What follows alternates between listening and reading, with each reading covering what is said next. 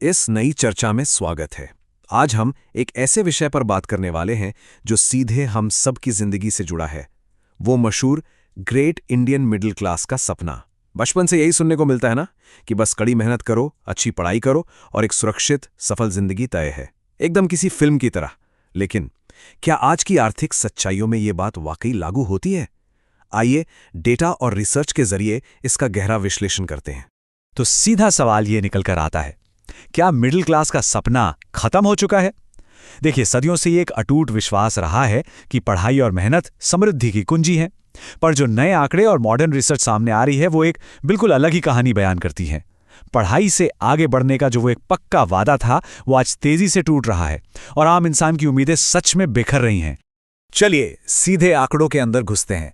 हाल ही में लगभग 1 crore retail traders ने फ्यूचर्स और ऑप्शंस जैसी स्पेक्युलेटिव ट्रेडिंग में करीब $33 बिलियन गंवा दिए हैं। सोचिए, $33 बिलियन। ये सिर्फ एक बड़ा नंबर नहीं है, बल्कि इस बात का सबूत है कि लोग रातों रात अमीर बनने के चक्कर में कितना बड़ा जोखिम उठाने को तैयार हैं। ये नए धन की खोज में बेचैनी और डेस्परेशन दिखाता है। पहला भाग, द इंडियन मोबिलिटी मिथ। इस आर्थिक बेचैनी की जड़ तक जाने के लिए सबसे पहले एक कॉन्सेप्ट समझना होगा, वर्टिकल मोबिलिटी यानी सामाजिक गतिशीलता।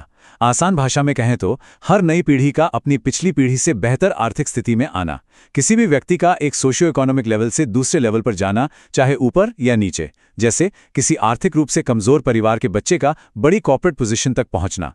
किसी भी स्वस्थ और प्रगतिशील समाज के लिए ये चीज़ एकदम बेसिक रिक्वायरमेंट होती है। यहाँ एक और बहुत ही मजेदार कॉन्सेप्ट निकल कर आता है।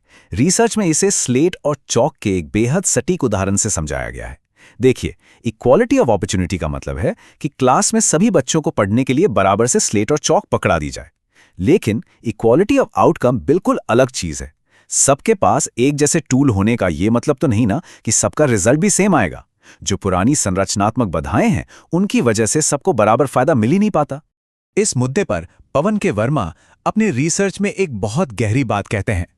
उनका तर्क है कि 1990 के आर्थिक उदारीकरण के बाद जो हमारा मिडिल क्लास था वो अपने निजी स्वार्थ में इतना घिर गया कि पिछड़े वर्गों की दशा के प्रति पूरी तरह असंवेदनशील हो गया। जो आर्थिक सुरक्षा कल तक उनकी सबसे बड़ी ताकत थी, आज वही उनकी कमजोरी बन गई है, क्योंकि पूरा ध्यान अब सिर्फ और सिर्फ अपने खुद के सर्वाइवल पर आकर अटक गया है।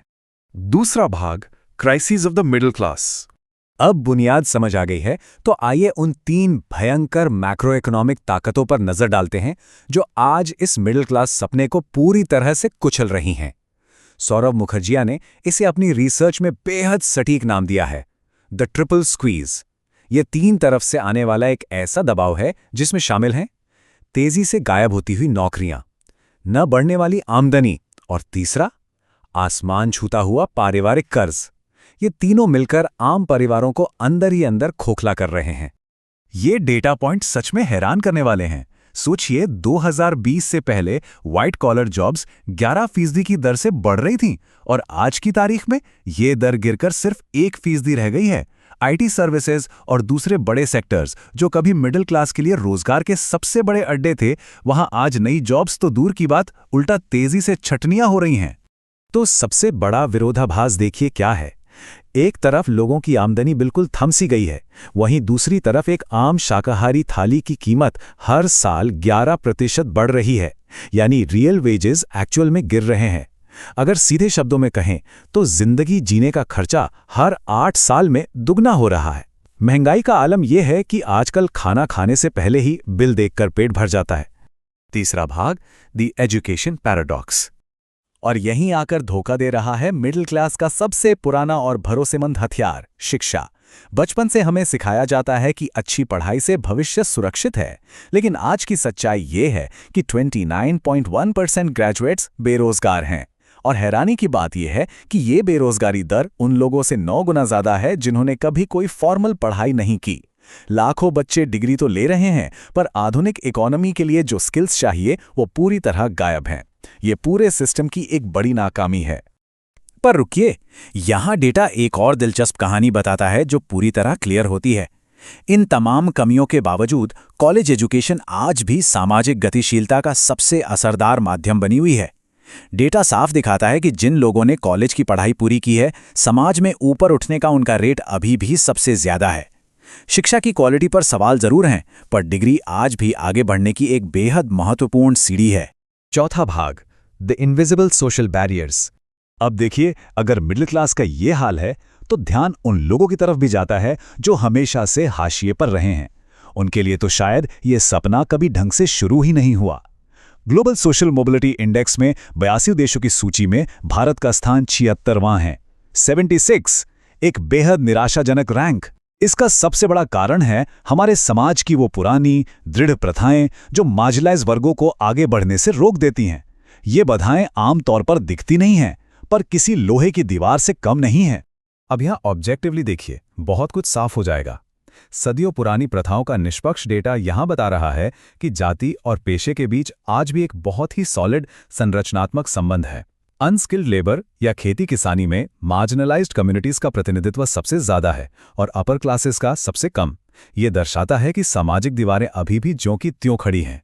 यहाँ आकर किम्बरले क्रेनशॉ के इंटरसेक्शनैलिटी यानी प्रतिच्छेदन के सिद्धांत को समझना बड़ा जरूरी हो जाता है। उनके अनुसार इंटरसेक्शनल अनुभव का मतलब सिर्फ अलग अलग भेदभावों को आपस में जोड़ना नहीं है, बल्कि बात यह है कि किसी भी व्यक्ति का धर्म, जाति, लिंग और स्थान ये सब एक दूसरे पर ओवरलैप करते हैं और मिलकर तय करते हैं कि उस इंसान को आर्थिक और सामाजिक रूप से आगे बढ़ने के कितने अवसर मिलेंगे। इस इंटरसेक्शनैलिटी और ओवरलैप का एक बहुत बड़ा प्रमाण हमें समाज के संस्थागत ढांचे में मिलता है, जैसे कि शादियां।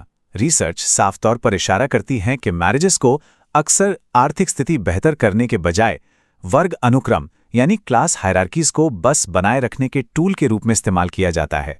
नतीजा, खास तौर पर लोअर कास्ट की महिलाओं के लिए आगे बढ़ने या अपवर्ड मोबिलिटी के रास्ते अक्सर पूरी तरह बंद हो जाते हैं। पांचवा भाग, रीराइटिंग द फ्यूचर।